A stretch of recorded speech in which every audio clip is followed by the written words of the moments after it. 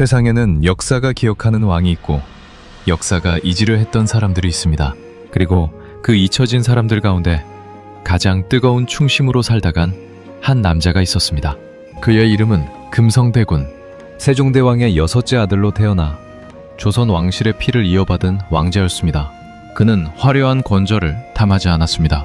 오직 옳은 것을 옳다 말하고 지켜야 할 사람을 끝까지 지키려 했습니다. 하지만 그 강직함이 그를 살렸을까요? 아니면 죽였을까요? 오늘 우리가 함께 들여다볼 이야기는 조선 역사에서 가장 뜨겁고 가장 비통했던 한편의 충절의 기록입니다. 숙구와 조카 두 사람이 나란히 목숨을 걸었고 나란히 죽어갔던 그 이야기 지금 시작합니다. 이 채널을 처음 찾아오신 분들 지금 이 순간 구독 버튼을 눌러주세요. 그리고 이 영상이 마음에 드셨다면 좋아요도 함께 눌러주시면 더 많은 분들께 이 이야기를 전할 수 있습니다. 역사 속 잊혀진 사람들의 이야기를 계속해서 전해드리겠습니다. 금성대군은 세종대왕의 6째 아들로 태어났습니다. 세종이라는 이름 석자가 이미 말해주듯 그가 자란 왕실은 조선 역사상 가장 찬란하고 가장 따뜻했던 시절이었습니다. 성품은 강직했습니다. 말 한마디 한마디에 흔들림이 없었고 한번 옳다고 믿은 것은 굽히지 않는 사람이었습니다. 그리고 충성심 역시 남달랐습니다. 이 충성은 단순한 군주에 대한 복종이 아니었습니다. 혈연으로 이어진 아버지와 형제 그리고 어린 조카에 대한 깊고 진한 사랑이었습니다. 세종대왕은 금성대군을 각별히 아꼈습니다. 그 아낌이 어느 정도였냐 하면 세종이 병이 들어 몸을 추스를 때 궁궐 밖으로 나가 요양을 했는데 그 장소가 바로 금성대군의 집이었습니다. 2달여 짧지 않은 시간입니다. 조선의 임금이 궁궐을 떠나 신하의 집, 그것도 아들의 사저에서 머문다는 것은 보통 일이 아닙니다. 그만큼 세종은 금성대군을 믿었고 그 곁에 있으면 마음이 편안해졌습니다. 더 나아가 세종은 궁궐을 비워야 할 때면 어린 새손인 단종을 금성대군의 사저에 맡겼습니다. 어린 손자를 맡길 만큼의 신뢰, 이보다 더 큰 믿음이 어디 있겠습니까? 그 어린 새손이 바로 훗날의 단종이었습니다. 금성대군의 손길 아래 자라던 아이, 숫불을 따르며 함께 시간을 보냈던 그 아이가 왕이 되고 비극이 됩니다. 단종은 숙부들 가운데 금성대군을 가장 믿고 의지했습니다. 단순한 왕실의 예의가 아니었습니다. 대군의 집에 직접 친서를 남길 만큼의 깊은 유대감이었습니다. 완손이 손수 붓을 들어 글을 써 보낸다는 것, 그것이 담고 있는 마음이 얼마나 깊었는지, 그 글자들이 얼마나 간절한 온기를 담고 있었는지 우리는 오늘 그 편지를 볼 수 없지만 그 마음만큼은 역사가 기억하고 있습니다. 이것이 금성대군과 단종이 살았던 세계였습니다. 세종이라는 거대한 나무 아래 뿌리를 내리고 왕실이라는 울타리 안에서 서로를 의지하며 살아가던 시절, 전쟁도 없고 반역도 없고 오직 왕실의 온기와 신뢰만이 가득했던 시간. 금성대군은 왕자였습니다. 권력과 가까이 있었지만 그 권력을 탐하지 않았습니다. 단종은 왕손이었습니다. 세상에서 가장 높은 자리에 오를 운명이었지만 그 자리가 얼마나 차갑고 위태로운 것인지 아직 알지 못했습니다. 그들의 세계는 아직 평화로웠습니다. 세종이 살아있는 한 그 평화는 지속될 것처럼 보였습니다. 하지만 세상에는 그 평화를 탐하는 눈이 있었습니다. 그 눈은 왕실 안에서 자라고 있었습니다. 수양대군, 세종의 둘째 아들이자 금성대군의 형이었습니다. 그는 왕이 되고 싶었습니다. 아니, 왕이 되어야 한다고 믿었을지도 모릅니다. 왕이란 자리가 맏아들이 아니라 가장 강한 자에게 돌아가야 한다고. 단종은 문종의 아들이었습니다. 문종이 일찍 세상을 떠나자 어린 나이에 왕위에 올랐습니다. 아버지를 잃고 할아버지 세종도 이미 세상을 떠난 뒤 어린 왕은 의지할 곳이 많지 않았습니다. 수양대군은 그 틈을 노렸습니다. 야욕이라는 말이 과하다면 야망이라고 불러도 좋겠습니다.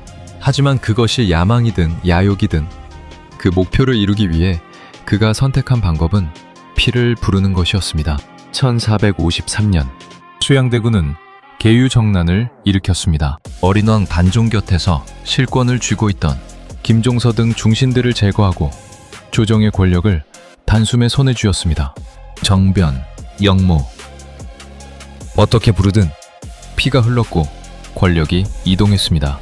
수양대군은 그것으로 멈추지 않았습니다. 권력을 쥔 자는 언제나 그것을 위협하는 존재를 먼저 찾아냅니다. 그리고 수양대군의 눈에 가장 먼저 보인 사람이 있었습니다. 금성대군이었습니다. 간직하고 충성심 높은 금성대군. 어린 단종을 가장 아끼고 가장 믿는 숙부. 원종이 가장 의지하는 그 이름. 수양대군에게 금성대군은 왕위 찬탈의 가장 큰 걸림돌이었습니다. 제거해야 할 대상 1순위였습니다. 두 형제는 같은 아버지 세종 아래 자랐습니다. 같은 왕실의 피를 나눴습니다. 하지만 이제 한 사람은 권력을 향해 달려가고 다른 한 사람은 그 권력 앞에 서서 어린 조카를 지키려 하고 있었습니다. 욕망은 언제나 그것을 방해하는 것을 먼저 무너뜨리려 합니다. 그리고 그 욕망이 왕위를 향한 것일 때 방해물이 지불해야 하는 대가는 목숨이었습니다. 수양대군이 권력을 장악한 뒤 금성대군의 삶은 빠르게 달라졌습니다. 더 이상 왕실의 온기 안에 있는 왕자가 아니었습니다. 그는 수양대군에게 있어 처리해야 할 존재가 되었습니다. 억지로 꾸며진 혐의가 씌워졌습니다. 계양군과 엮인 영모의 무고였습니다. 영모라는 이름 앞에서 진실이 무엇이냐는 힘이 없는 자의 항변에 불과합니다. 금성대군은 결국 유배를 떠나야 했습니다. 상령. 지금의 경기도 연천 일대입니다. 번화한 한양 도성과는 멀리 떨어진 외딴 땅. 왕자가 왕자의 길을 멈추고 유배인이 되어 걸어가야 했던 길이었습니다. 그리고 금성대군이 유배지로 사라지자 단종은 더 이상 기댈 곳이 없어졌습니다. 축구들 가운데 가장 믿었던 그 사람이 없어진 자리는 차갑고 텅 비어 있었습니다. 수양대군은 그 자리를 채웠습니다. 채운 것이 아니라 빼앗았습니다. 단종은 강제로 왕위를 양유했습니다. 아니, 강제나 다름없는 상황에서 왕위를 내려놓아야 했습니다. 1455년 단종은 왕위기를 멈추었습니다. 수양대군이 왕위에 올랐습니다. 그가 바로 세조입니다. 어린 단종은 상왕의 자리에 머물렀습니다. 왕이었지만 왕이 아닌, 살아있지만 살아있는 것이 아닌 그 어딘가에서 숨을 쉬었습니다. 하지만 세상은 멈추지 않았습니다. 단종을 왕으로 되돌리려는 움직임이 있었습니다. 역사가 사육신이라 부르는 사람들, 선산문, 박팽년 등이 세조에 맞서 단종 보기를 모의했습니다. 그러나 그 계획은 실패로 돌아갔습니다. 사육신의 보기 운동이 좌절되자 세조는 더 이상 단종을 가만두지 않았습니다. 위기를 느낀 세조는 단종을 노산군으로 강등시켰습니다. 왕도 아니고 상왕도 아닌 그저 신하에 불과한 이름으로. 그리고 강원도 영월로 유배를 보냈습니다. 황명포, 사면이 강으로 둘러싸인 그 외딴 섬 같은 땅으로 금성대군의 유배지도 바뀌었습니다. 흥령에서 경상도 순흥으로 더 멀리, 더 깊은 곳으로 위리안치 형이 내려졌습니다. 위리안치, 가시나무 울타리를 둘러쳐 그 안에 가두는 형벌입니다. 세상과 완전히 격리된 채 그 울타리 안에서만 숨을 쉬어야 하는 삶. 축구와 조카는 이제 서로가 어디에 있는지 알 수 없는 곳에 각각 갇혀 있었습니다. 왕실의 온기 대신 유배지의 냉기가 두 사람을 감쌌습니다. 이것이 그들이 처음으로 마주한 낯설고 가혹한 세계였습니다. 그러나 금성대군은 꺾이지 않았습니다. 단직한 사람은 환경이 바뀌어도 그 안에서 자신이 할 수 있는 것을 찾습니다. 유배지 순흥에서 금성대군은 다시 눈을 들었습니다. 그리고 그곳에서 뜻을 같이 하는 사람을 만났습니다. 순흥부사 이보흠이었습니다. 이보흠은 단종을 지지하는 사람이었습니다. 초능의 고을을 다스리는 수령으로 세조의 명령을 따르는 자리에 있었지만 그의 마음은 영월의 어림왕을 향하고 있었습니다. 유배인 금성대군과 순흥부사 이보흠 두 사람이 만났습니다. 말없이 주고받은 눈빛에서 조용히 나눈 이야기 속에서 같은 뜻이 확인되었습니다. 단종을 되돌려야 한다. 이 잘못된 역사를 바로잡아야 한다. 금성대군은 환경에 적응했습니다. 유배인의 처지를, 위리안치의 굴레를, 그 모든 제약을 있는 그대로 받아들이면서도 그 안에서 할 수 있는 것을 찾아냈습니다. 그것은 포기가 아니었습니다. 생존이었고 준비였습니다. 두 사람은 조심스럽게 뜻을 모으기 시작했습니다. 주변 사람들과 이야기를 나누고 뜻을 함께할 자들을 살폈습니다. 낯선 유배지가 어느새 거사의 터전이 되어가고 있었습니다. 수능의 땅이 잠에서 깨어나고 있었습니다. 뜻이 모이자 행동이 시작되었습니다. 금성대군과 이부음은 거사를 준비했습니다. 관종 복위, 빼앗긴 왕위를 되돌리는 것, 그것이 두 사람이 목숨을 걸고 이루려 했던 단 하나의 목표였습니다. 그들은 고을의 군사를 모았습니다. 향리들을 설득했습니다. 영남 일대의 인사들에게 경문을 돌렸습니다. 그 글에는 지금 이 나라에서 벌어지고 있는 부당함이, 어린 왕이 처한 비극이, 그리고 함께 일어서야 한다는 호소가 담겨 있었습니다. 계획은 구체적이었습니다. 중령과 초점을 막아 세조 정권의 군사 이동을 차단하고 영남 일대를 장악하여 세조 정권 자체를 타도하려 했습니다. 중령, 지금의 충청북도와 경상북도의 경계에 있는 고갯길입니다. 초점 역시 중요한 교통로였습니다. 이 두 곳을 막는다는 것은 한양에서 영남으로 오는 길을 끊는다는 것이었습니다. 그렇게 되면 영남은 고립된 독자 세력으로 움직일 수 있었습니다. 이것은 단순한 지역 반란이 아니었습니다. 체계적이고 대담한 군사작전이었습니다. 유배인이었던 금성대군이 그 제약된 상황에서 이만한 규모의 거사를 준비했다는 것 자체가 그의 강직함과 집념이 어느 정도였는지를 보여줍니다. 경운이 돌고 사람들이 모이고 군사가 갖춰지기 시작했습니다. 거사의 불씨는 뜨겁게 타오르고 있었습니다. 영월의 단종은 이 모든 것을 알지 못한 채 삼면이 강으로 둘러싸인 청명포에서 하늘을 올려다보고 있었을 것입니다. 하지만 수능에서는 그를 되돌리려는 손길들이 바쁘게 움직이고 있었습니다. 금성배군은 그 손길의 중심에 있었습니다. 유배인이었지만 그는 결코 멈추지 않았습니다. 그러나 역사는 냉혹합니다. 가장 치밀하게 준비한 계획도 단 한 번의 배신으로 무너질 수 있습니다. 안동에 관노가 있었습니다. 이름은 이동이었습니다. 그가 경문을 훔쳤습니다. 거사를 알리기 위해 돌린 그 경문이 적의 손에 들어갔습니다. 이동은 그 경문을 세조에게 미고했습니다. 비밀이 새어나갔습니다. 거사는 실행되기도 전에 이미 끝난 것이나 다름없었습니다. 세조는 즉각 움직였습니다. 관련자들에 대한 국문이 시작되었습니다. 국문, 나라에서 직접 신문하는 것입니다. 그 신문은 가혹했습니다. 그리고 그 결과는 참혹한 사륙이었습니다. 수능 사람들이 죽었습니다. 거사에 가담했던 자들, 뜻을 함께했던 자들, 혹은 그저 그 자리에 있었던 자들, 그들의 피가 흘렀습니다. 얼마나 많은 피가 흘렀냐 하면 수능 고을의 죽개천이 10열이나 붉게 물들었습니다. 10열이 지금으로 치면 약 4km 남짓한 거리입니다. 냇물이 그 거리만큼 피로 붉게 물든다는 것이 어떤 광경인지 우리는 상상하기도 어렵습니다. 그 끔찍한 역사의 흔적이 지명으로 남았습니다. 피끝 마을, 피가 끝나는 마을이라는 이름이 그렇게 생겨났습니다. 이 사건이 바로 정축지변입니다. 1457년 정축년에 일어난 변란이라는 뜻입니다. 수능부사 이보흠은 처형되었습니다. 함께 뜻을 모았던 향리들이 죽었습니다. 그리고 금성대군은 안동에 옥에 갇혔습니다. 옥 안에서 금성대군은 무슨 생각을 했을까요? 거사가 실패했다는 것을 알았을 것입니다. 영월의 단종이 이제 어떤 처지가 될 것인지도 어느 정도는 짐작했을 것입니다. 강식한 사람은 자신의 운명이 어디로 향하는지도 직시합니다. 사약이 매려졌습니다.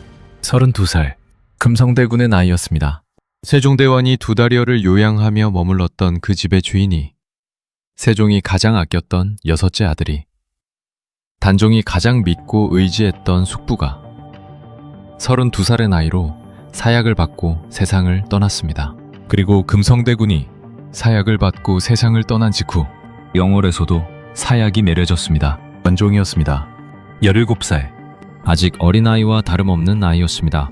왕이었다가 상왕이 되었다가 노상군이 된 그 아이가 영월 청영포와 광풍원을 오가며 버텨왔던 그 아이가 17살의 나이로 사사당했습니다. 숙부와 조카 두 사람이 함께 세종의 손길 아래 있었던 시절이 있었습니다. 단종이 금성대군의 사저에서 숙부의 곁에 머물던 그 시절이 있었습니다. 대군의 집에 친서를 남기던 그 어린 마음이 있었습니다. 그것이 전부 사라졌습니다. 같은 해에 나란히 금성대군은 32살에 죽었고 단종은 17살에 죽었습니다. 두 사람의 복위운동은 비극으로 끝났습니다. 역사는 패배한 자의 이름을 오랫동안 기억하지 않으려 합니다. 하지만 죽개천의 물은 흘렀습니다. 그 물이 흘러가는 자리에 피끝 마을이라는 이름이 남았습니다. 그리고 그 이름이 남아있는 한 그 피가 무엇을 위해 흘렀는지도 사라지지 않았습니다. 시간이 흘렀습니다. 세조는 왕으로 살다 죽었습니다. 그의 아들이, 그 아들의 아들이 왕위를 이었습니다. 조선은 계속되었습니다. 하지만 역사라는 것은 언젠가는 돌아봅니다. 죽은 자의 이름을 다시 부르는 날이 옵니다. 뒤집힌 진실이 다시 제자리를 찾는 날이 옵니다. 그날이 왔습니다. 숙종대에 이르러 단종의 충절이 인정받았습니다. 왕이 아닌 자로 죽었던 그 아이가 다시 왕으로 불리게 되었습니다. 노산군이 아닌 단종으로 조선의 왕으로 복권되었습니다. 영조대에는 더 나아갔습니다. 관종을 지키려 했던 사람들, 복위운동에 목숨을 바쳤던 사람들의 충절이 인정받기 시작했습니다. 역사가 스스로를 돌아보고 잘못된 것을 바로잡으려 했습니다. 금성대군도 복권되었습니다. 32살에 사약을 받고 죽었던 그 강직한 왕자가 오랜 세월이 지나 다시 그 이름과 함께 충절이 인정받게 되었습니다. 그리고 수능에 금성단이 세워졌습니다. 금성대군과 이부흠, 그리고 단종 복위를 위해 목숨을 바쳤던 수능 사람들의 넋을 기리는 재단입니다. 죽개천에 피가 흘렀던 그 땅에 이제 그들을 기억하는 단이 서 있습니다. 피끝 마을이라는 이름이 남아있는 그곳에 해마다 그 충절을 기리는 제사가 올려집니다. 역사가 돌아온 것입니다. 잊혀졌던 이름이 돌아왔습니다. 비극으로 끝난 것처럼 보였던 그 이야기가 시간이라는 강을 건너 다시 우리 앞에 돌아왔습니다. 금성대군은 죽어서야 이겼습니다. 아니, 이겼다는 표현도 정확하지 않을 수 있습니다. 그는 살아서 원하는 것을 얻지 못했습니다. 단종을 되돌리지 못했고 거사는 실패했고 32살에 사약을 받았습니다. 하지만 그의 충절은 사라지지 않았습니다. 죽개천의 물이 기억했고 피끝 마을의 이름이 기억했고 수능의 땅이 기억했습니다. 그리고 수백 년이 흐른 뒤 역사가 그것을 기억하고 있다는 것을 인정했습니다. 이 이야기를 들은 우리는 무엇을 가지고 돌아가야 할까요? 금성대군의 이야기는 성공 이야기가 아닙니다. 원하는 것을 이루고 행복하게 살았다는 결말이 없습니다. 거사는 실패했고 복위는 이루어지지 않았고 숙부와 조카는 같은 해에 나란히 죽었습니다. 그러나 이 이야기가 비극으로만 끝나지 않는 것은 금성대군이 끝까지 포기하지 않았기 때문입니다. 세종이 2달여를 요양할 만큼 믿음을 받았던 왕자가 유배지 위리한 치의 울타리 안에서도 단종을 되돌리려는 뜻을 놓지 않았습니다. 가시나무 울타리가 그의 몸을 가두었지만 그의 뜻을 가두지는 못했습니다. 간직함이란 무엇일까요? 강한 척 하는 것이 아닙니다. 유리한 상황에서 옳은 말을 하는 것은 누구든 할 수 있습니다. 그러나 불리한 상황에서, 유배지에서, 모든 것을 잃은 자리에서도 옳은 것을 옳다 말하고 지켜야 할 것을 지키려 했던 것, 그것이 금성대군의 간직함이었습니다. 단종이 금성대군을 가장 믿고 의지했던 것은 그 강직함 때문이었을 것입니다. 왕실에서 가장 높은 자리에 있으면서도 권력을 탐하지 않고 어린 조카를 진심으로 아꼈던 그 마음, 대군의 사저에 친서를 남길 만큼 깊은 신뢰를 보냈던 그 어린 왕의 마음이 틀리지 않았습니다. 충절이라는 말이 있습니다. 오늘날에는 다소 낡은 말처럼 들릴 수도 있습니다. 하지만 금성대군의 충절은 맹목적인 복종이 아니었습니다. 그것은 자신이 옳다고 믿는 것을 위해 목숨을 걸고 끝까지 나아가는 용기였습니다. 그 용기가 결실을 맺지 못했다고 해서 가치가 없는 것이 아닙니다. 씨앗이 땅에 떨어지면 당장은 아무것도 보이지 않습니다. 하지만 그 씨앗은 땅 속에서 자라고 있습니다. 수백 년이 지나 금성단이 세워진 것은 그 씨앗이 마침내 꽃을 피운 것이었습니다. 우리는 역사 속에서 성공한 사람들의 이야기만 들으려 합니다. 이긴 사람, 원하는 것을 얻은 사람, 권력을 손에 쥔 사람. 하지만 역사를 진정으로 움직이는 것은 때로 패배한 사람들의 이야기입니다. 금성대군은 32살에 죽었습니다. 단종은 17살에 죽었습니다. 두 사람 모두 살아서 원하는 것을 이루지 못했습니다. 하지만 그들의 이야기는 수백 년이 지난 오늘 우리가 이렇게 함께 이야기하고 있습니다. 잊혀지지 않았습니다. 죽개천의 물은 지금도 흐르고 있습니다. 수능의 금성단은 지금도 서 있습니다. 피끝마을이라는 이름은 지금도 불리고 있습니다. 그리고 우리는 지금 그 이름들을 기억하고 있습니다. 금성대군이 우리에게 남긴 것은 승리의 기록이 아닙니다.